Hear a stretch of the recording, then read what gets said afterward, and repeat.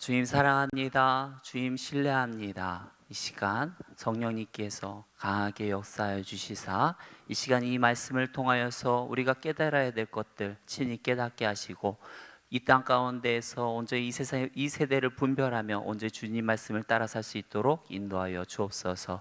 우리를 권하신 예수님의 이름으로 기도합니다. 아멘. 자, 오늘부터 시작되는 사사기 17장 그리고 21장까지의 내용은요, 사사기의 부록 부분입니다. 여러분, 부록이라고 하는 것이 그 책에 보면 앞에 부분 본론이 있고 뒤에 이제 끄트머리에 붙어 있는 것들이 이제 부록 아닙니까? 근데 이 부록이 어떠한 기능을 하고 있는가 하면 음악으로 치면 후렴의 반복 기능을 담당하고 있습니다. 무슨 말인가 하면 우리가 노래를 할 때 앞에 부분에서는 우리가 좀 고요하게 부르다가 이제 후렴 반복할 때는 어때요? 계속 이렇게 여기 찬양했던 거죠. 주가 일하시네. 계속 주가 일하시네. 그러면서 계속해서 반복하면서 막 그 어떤 그 하나님께서 일하시는 것들을 강조하고 막 그러지 않습니까? 그런 것처럼 이 사사기에 있는 이 부록 부분은요, 앞선 시대, 이 사사 시대에 있었던 내용들을 다시 반복함으로써 이 사사 시대가 얼마나 타락하고 또 얼마나 혼란스러웠는지를 다시금 보여주는, 강조하는 장이 바로 이 부록 부분입니다. 자, 우리가 오늘 본문을 통해서 사사 시대가 얼마나 타락했는지 우리 같이 한번 살펴보기 원합니다. 자, 1절 말씀 같이 한번 읽어보겠습니다. 에브라임 산지에 미가라 이름하는 사람이 있더니, 자, 여기 보면 에브라임 산지에 사는 미가라는 사람이 나옵니다. 여러분, 에브라임은요, 그 요셉의 자손이죠. 요셉의 자손이고 또 굉장히 이스라엘 12지파 중에서 유력한 지파입니다. 얼마나 유력했는지요, 이 에브라임 지파가요, 기드온이 이제 막 미디안과 싸우러 나갈 때 부르죠. 야, 너 왜 우리 안 불렀어? 너 우리 무시하는 거야? 하면서 시비 걸었던 지파가 에브라임 지파입니다. 굉장히 이제 힘이 있고 이렇게 막 해도 뭐라고 하지 못할 정도로 영향력이 있었던 이제 강력한 지파였죠. 이 미가라는 사람은 그런 에브라임 지파 지역에 살고 있었는데, 그래서 그런지 굉장히 잘 살았던 부자였던 것으로 보여지게 됩니다. 그리고 미가라는 이름의 뜻은요, 여호와와 같은 이가 누구신가 라는 뜻으로 이름만 보면은 굉장히 경건한 것 같아요.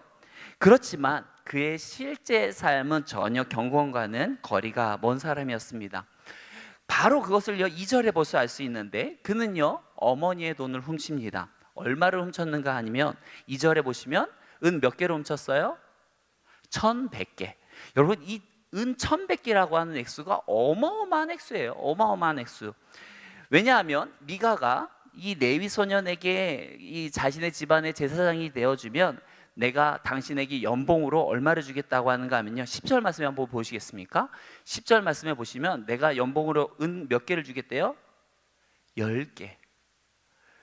연봉으로 10개를 주는데요, 근데 이 사람이 엄마한테 몇 개를 훔쳤다고요? 1100개요. 어마어마한 거예요. 지금 뭐 연봉으로 어마어마하게 줄 수 있는 양을 지금 훔쳤죠. 아무튼 그렇게 이 어머니가요, 은 1100개를 잃어버렸습니다. 그러자 이 어머니가 어떻게 하는가 하면요, 이 돈 훔쳐간 사람을 저주하기 시작을 합니다. 뭐 아마도 뭐 훔쳐간 놈은 다리라도 부러져라, 뭐 이런 식의, 뭐 또 액수도 뭐 크니까요, 뭐 그냥 그 다리만 부러져라고 했겠습니까? 뭐 대대로 부러질 거다 뭐 하면서 온갖 저주의 말들을 이제 했을 겁니다. 그런데 그 당시 사람들은 어떠한 믿음이 있는가 하면요, 말이 씨가 된다는 믿음이 있었던 것 같아요.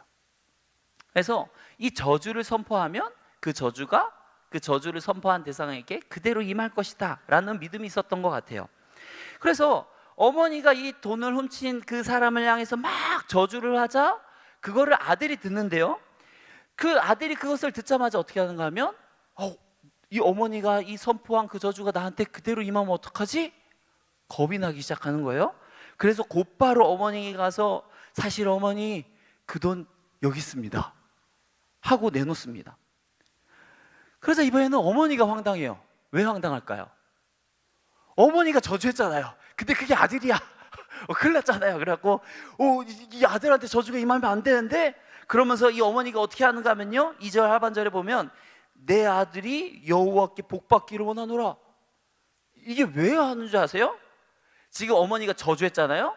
갑자기 복을 선포하면서 저주와 복이 만나서 없었던 일로 되길 원하는 마음에 지금 이러고 있는 거예요. 앞에서 저주했는데 그게 자기 댁생이니까 어떻게 해서든 복으로 했어. 이 저주를 무마하고자 하는데, 그런데도 안심이 안 됩니다. 그래서 어떻게 하는가 하면, 혹여라도 이 아들이 저주를 받으면 안 되니까 3절 말씀에 보면요, 중반에 내 손에서 이 은을 여호와께 거룩히 드리노라. 이게 뭔 말인가 하면요, 아들이 혹여라도 내가 지금 저주를 선포한 것 때문에 저주에 걸려서 다리라도 부러지고 막 이러면 어떻게 해요? 평생 뭐 장애인처럼 살면 어떡합니까? 그러면 안 되니까 내가 가지고 있는 이 은 1,100개 중에서 구별해서 내가 하나님께 드리겠다라고 하는 이야기를 하는 것이죠. 그런데 문제는 무엇인가 하면, 여기까지 뭐 그럴 수 있다고 생각을 해요. 근데 여기서부터 뭐가 문제인가 하면, 어떻게 지금 어머니가 이 주님께 구별해서 드리겠다고 하는가 하면요, 3절부터 볼게요. 3절에 보면 그의 어머니가 이르되 내가 내 아들을 위하여 한 신상을 새기며 한 신상을 부어 만들기 위해 내 손에서 이 은을 여호와께 거룩히 드리노라. 보면 지금 여호와께 거룩히 드린다고 그랬어요. 구별하여 바치겠다고 했습니다. 그런데 그 하나님께 구별하여 드린 것을 가지고 뭘 만들어요? 신상. 신상을 다른 말로 말하면요, 우상을 만들고 있어요. 여러분, 하나님께서 가장 싫어하는 게 뭐예요? 우상. 맞아요. 그렇기 때문에 십계명에서도 분명히 뭐라고 말해요? 우상 만들지 말라, 우상 섬기지 말라 그러잖아요. 그런데 지금 이 어머니는요, 아들을 위해서 주님께 거룩히 바친다고 하면서 하나님이 가장 싫어하는 우상을 만들고 있어요. 여러분, 이 사람에게 우리가 가서 당신 이거 잘못했습니다 라고 말하면 이 사람은 뭐라고 할까요? 내가 왜요? 내가 뭘 잘못한 거예요? 난 정말 주님을 위해서 그러는 거예요. 이 사람의 마음의 동기는요, 나쁘지 않아요. 정말 이 사람은요, 여호와를 위하여 거룩히 구별하여 드리겠노라. 마음과 중심은 좋아요. 근데 뭐가 안 좋아요? 행동이 안 좋아요. 우리가 고민이 됩니다. 아니, 마음과 중심은 좋은데 하는 행동이 안 좋아? 그러면 이걸 좋게 봐야 돼, 말아야 돼? 맞죠? 이걸 좋게 봐야 돼요, 막 나쁘게 봐야 돼요? 나쁘죠. 이거 잘못된 거죠. 여러분, 여호와를 위한다면 그 방법 또한 합당해야 돼요. 마음과 중심이 내가 온전하다고 해서 여러분 하나님께서 다 기뻐 받으시는 게 아니에요. 이렇게 뭐 은 200개를 갖다가 이렇게 만들거든요. 이렇게 만들었다고 한들 하나님이 기뻐하시겠습니까? 아니죠. 노발대발하시죠. 노발대발하시죠. 여러분, 모세가 저 시내간에서 안 내려오니까 아론이 어때요? 사람들에게서 야, 금 가져와봐 라고 금송아지 만들어서 이것이 우리 하나님이다 라고 하자, 모세가 그것을 보고 어떻게 합니까? 하나님이 어떻게 해요? 노발대발하시고 분노하시잖아요. 진정 우리가 주를 위한다면 어떻게 해야 돼요? 그 방법까지도 주님의 방법에 합당해야 되는 것입니다. 지금 이 여성의 문제는 뭐예요? 이 세상 사람들이 다 그러고 있는 거예요. 이 세상 사람들이 뭐 나만 그래요?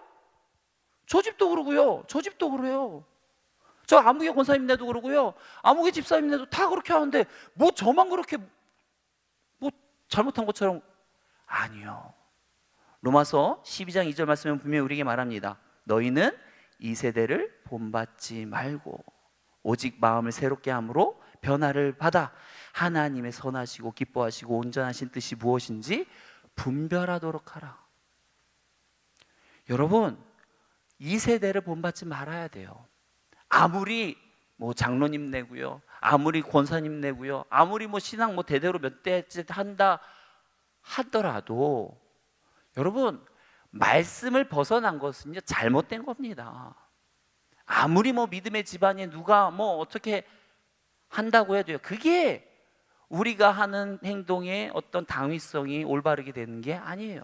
하나님 말씀에 어긋난 거면 그의 행동도 다 어긋난 겁니다. 저와 여러분들이 이 세대를 본받지 마시기 바랍니다. 분별하시고 말씀대로 이 땅에서 지키며 살아가는 저와 여러분들이 되기를 축원합니다.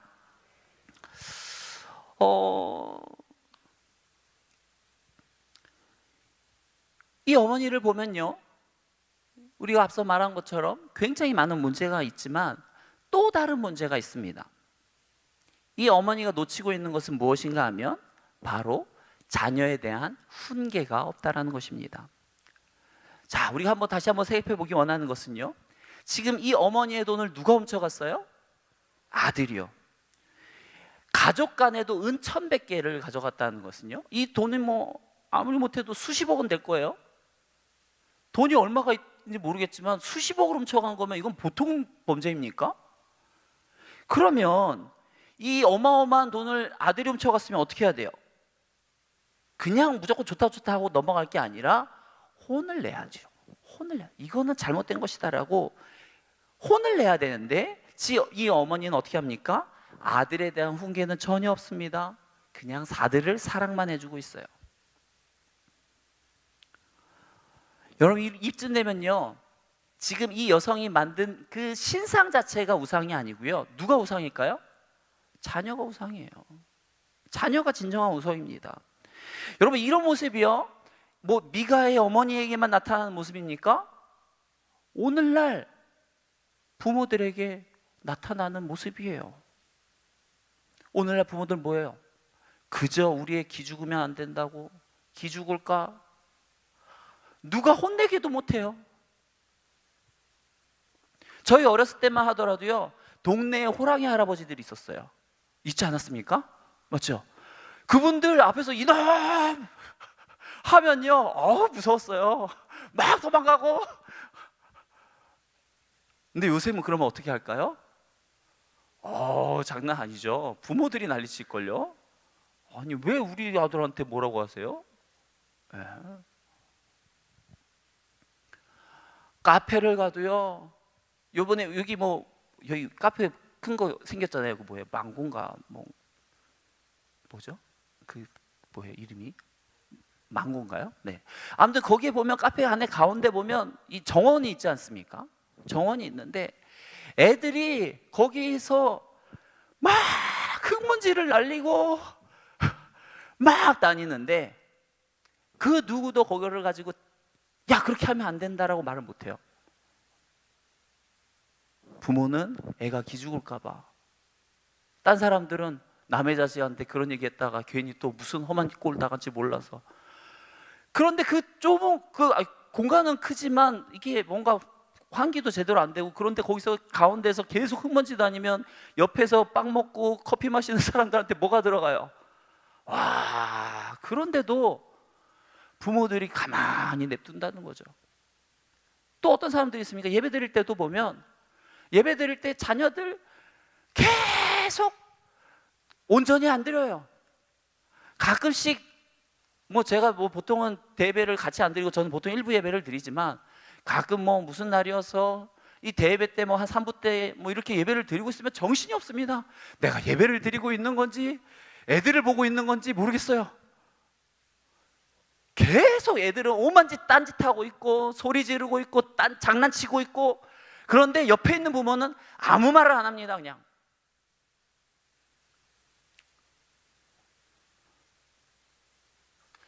아무 말 안 하는 게 자녀를 사랑하고 자녀를 위하는 것일까요? 그런 겁니까? 성경에는요, 분명히 자녀를 사랑한다고 매를 아끼면 자녀를 망친다라고 분명히 말씀하고 있습니다.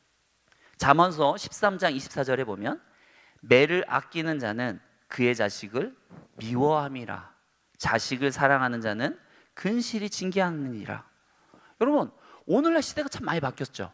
예전에는 잘못했으면 회초리 끊어와, 회초리 때리는 게 너무나 당연했는데 오늘날에는 동서양이고 다 떠나서 자식을 때리는 거는 뭐 이거 뭐 큰 죄를 저지르는 것처럼 얘기해요? 여러분, 매를 드는 것은요 너무 당연한 거예요. 오늘날 개들도 마찬가지죠. 개들이 자꾸 주인을 물죠. 왜 물까요?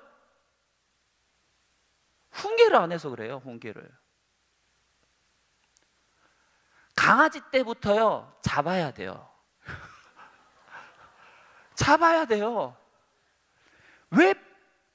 주인이요 보면 발톱도 강아지를 키우면 발톱도 깎아야 되죠. 뭐 털도 깎아야 되고요. 할 게 많잖아요. 근데 걔네들이 어때요? 가만히 내비둬 두면요 이거를 둔감화 작업을 시켜야 돼요. 발톱을 만지기 위해서 어때요? 일부러요 아기 때부터 강압적인 힘으로 다리를 만지고요, 발을 만지고요. 이 치아도 썩지 않습니까? 강아지들도 치아가 썩어요. 그래서 이빨을 닦여주고 치석 제거도 해주고 다 해줘야 돼요. 걔네들도. 특히 부정교합이 있는 애들은 더 심하거든요. 근데 그런 거를 애들을 막 이렇게 막 문지르고 만져줘야 돼. 꽉꽉꽉꽉. 어렸을 때부터 이거를 해놔야 나중에 어떻게 될까요? 여기를 만졌을 때 으르렁하고 막 물고 이런 거 안 해요. 나중에 편한 거예요. 근데 이거를 안 하고 그냥 이뻐만 하고 잘해준다고만 하고 사랑만 해주면 어떻게 될까요? 다 물어요. 다 물어. 그럼 무는 강아지들 있잖아요. 그것들 뭐 말티즈, 푸들, 네 그런 것들 어려서부터 안 잡으면 진짜 그거 다칩니다. 어렸을 때부터 회초리를 들 것은 듣고 교육을 시켜놔야 부모를 욕먹게 안 하는 거예요. 잠언서 29장 15절 말씀에도 보면요 채찍과 꾸지람이 지혜를 주거늘 임으로 행하게 버려둔 자식은 어미를 욕되게 하느니라. 이 구절의 예로요 다윗의 넷째 아들이 있습니다. 아도니아가 있어요. 이 아도니아를요 다윗이 한 번도 섭섭하게 한 적이 없어요. 그러니까 잘해주기만 준 거예요. 사랑만 해준 거예요. 그러니까 어떻게 될까요? 이 교만해진 아도니아는요 아버지가 병상에 있을 때 요압 장군과 함께 솔로몬의 왕위를 찬탈하려다가 결국에 죽임을 당합니다. 그러면서 다윗 가문의 수치가 되어지죠. 여러분, 회초리를 아낀 자녀는요 반드시 이렇게 부모에게 수치가 되어져요. 주님께서도 어떻게 해요? 미워하는 자를 친히 징계하시고입니까? 사랑하는 자를 친히 징계하시고. 여러분, 주님이요 미워하면 냅둡니다. 주님의 심판 가운데 뭐가 있어요? 내버려 두는 거. 얘가 믿든지 말든지 회개하든지 말든지 가만히 내버려 두는 게 심판이고 징계죠. 우리 자녀들 가만히 내버려 두는 거는 징계입니까? 칭찬입니까? 잘하고 있는 겁니까? 사랑하는 겁니까? 가만히 두는 건 그건 잘못하고 있는 거예요. 저와 여러분들이 내 자녀가 아닙니다. 주님께서 나에게 주신 선물이에요. 맡기신 자녀입니다. 주님께서 맡기신 자녀를 지혜롭게 잘 훈계하면서 잘 양육함으로 정말 자녀들을 믿음 안에서 훌륭하게 키워내는 저와 여러분들의 삶이 되기를 축원합니다. 마지막으로 함께 살펴보기 원하는 것은요, 미가가 이 어머니가 자녀를 위해서 신상을 만들고 신당을 만들어 주니까 미가가 뭐 하는가 하면요, 우리 5절 말씀 같이 한번 읽어보죠. 그 사람 미가에게 신당이 있으므로 그가 에봇과 드라밈을 만들고 한 아들을 세워 그의 제사장으로 삼았더라. 지금 에봇과 드라밈을 만들죠. 이 에봇은 무엇인가 하면 이제 제사장이 입는 옷이고요. 이 드라빔은 무엇인가 하면 점치는 데 쓰는 어떤 것이었던 것 같습니다. 잘 봐요. 제사장 옷은 뭐 그렇다 쳐요. 근데 드라빔이 왜 필요할까요? 점치는 데 쓰는 걸. 이런 것들이 다 뭐예요? 세상의 영향을 받은 거예요. 세상의 우상을 섬기는 것들의 영향을 받아서 보니까 다른 데도 다 이렇게 뭐 다 던지면서 뭔가 점치고 하던데 우리도 하나님 섬기는데 이런 거 있어야지 하고 점치는 거예요. 그리고는 한 아들을 세워서 제사장을 세우는데 미가가 누구를 세우는가 하면요, 9절과 10절에 보면 누구를 제사장으로 세웁니까? 누구요? 레위인. 레위인을 제사장으로 세웁니다. 근데 이게 왜 문제가 되는가 하면요, 첫 번째, 제사장은요 누구를 위해서 섬기는 자입니까? 가정을 위해서 섬기는 자예요? 하나님을 위해서 섬기는 자예요? 하나님을 위해서 섬기는 자죠. 그런데 이 사람이 어때요? 가정의 어떤 제단을 섬기기 위해서 제사장을 세웠다라는 게 문제가 되는 거고요. 두 번째, 레위인이라고 해서 제사장이 무조건 될 수 있는 게 아닙니다. 제사장은 누구만이 될 수 있어요? 아론의 자손만이 될 수 있어요. 레위인이라고 될 수 있는 게 아닌데, 너 레위인이야? 그러면 너 제사장도 할 수 있겠네. 제사장 해. 여러분 보시면요, 이 어머니와 미가가 하는 행동 하나하나가 다 어떻습니까? 하나님의 말씀대로 하고 있나요? 하나님의 말씀과 전혀 상관없이 하고 있습니까? 전혀 상관이 없어요. 그렇기 때문에 성경은 분명히 말하고 있습니다. 6절 말씀 같이 한번 읽어보죠. 그때에는 이스라엘의 왕이 없었으므로 사람마다 자기 소견에 옳은 대로 행하였더라. 지금 보면 미가의 어머니나 말로는 누구를 위한대요? 하나님을 위한대요. 근데 하는 행동들을 보면 다 어떻습니까? 하나님의 말씀과는 전혀 상관이 없어요. 왜 그런가? 왜 그럴까요? 그것은요, 이 모든 것들이 주를 위해서가 하는 게 아니에요. 하나님의 영광을 위해서 하는 것이 아닙니다. 오로지 자기 자신을 위해서 하는 거예요. 10절에도 보면요, 미가가 레위인 청년에게 자신의 제사장이 되어달라고 하면서 뭐라고 말하는가 하면요, 자 한번 볼게요. 미가가 그에게 이르되 내가 나와 함께 거주하며 누구를 위해서요? 나를 위해서 아버지와 제사장이 되어라. 여러분, 우리의 신앙이요 똑바로 해야 돼요. 나를 위해서 신앙생활할 것인가? 여호와를 위해서 신앙생활할 것인가? 우리의 중심과 초점이 이게 분명하지 않으면요, 여호와를 뭔가 거룩한 말을 하고 뭐 헌금도 하고 뭔가든 뭐 봉사도 하고 다 하는데 엉뚱한 신앙생활 한다니까요. 그 엉뚱한 신앙생활 하는데 근원이 뭡니까? 여호와를 위해서가 아니라, 여호와의 영광을 위해서가 아니라 나를 위해서 하기 때문에 그래요. 나를 위해서. 이렇게 지 멋대로 자기를 위해서 막 하놓고서 13절에 뭐라고 말합니까? 레위인이 내 제사장이 되었으니 이제 여호와께서 내게 복 주실 줄 아노라. 지금 자기는 지 멋대로 자기 맘대로 자기를 위해서 다 해놓고 이제 뭔가 말로는 뭔가 하나님을 위해서 한다고 했으니까 하나님께서 기뻐하시고 복 주실 거야. 우리가 기억할 것은요, 이스라엘이 우리가 볼 때 어때요? 얘들 참 믿음도 없는 것 같고 맨날 막 별볼일 없는 것 같지만 걔네들 입장에서는 어떨까요? 자기들은 한 번도 하나님을 떠난 적이 없어요. 왜요?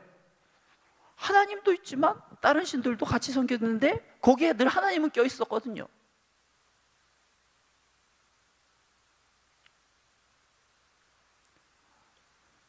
하나님을 말한다, 여호와를 말한다, 뭐 여호와를 위해서 헌금한다 이런다고 해서 우리가 복받는 인생이 아니고요, 진정 하나님만, 오로지 하나님만이에요. 이것도 섬기고 저것도 섬기고 그러면서 하나님도 섬기고, 하나님이 원하시는 게 그게 아니죠. 저와 여러분들이요 정말 이 시대 가운데 잘 분별했으면 좋겠습니다. 이 세대를 따르면 자, 이때는 어떤 전문가의 말을 들어야 되고 이때는 어떤 전문가의 말을 들어야 되고 이때는 어떤 전문가, 참 요즘 전문가 좋아하죠. 그러나 전문가의 말을 우리가 참고할 뿐이고요, 우리가 진정으로 따라야 될 것은 오로지 이 성경 말씀, 하나님 말씀인 줄 믿습니다. 이 중심을 잃어버리면 여러분, 우리 사사기 17장에 나오는 모습이 우리의 모습이 되는 거예요.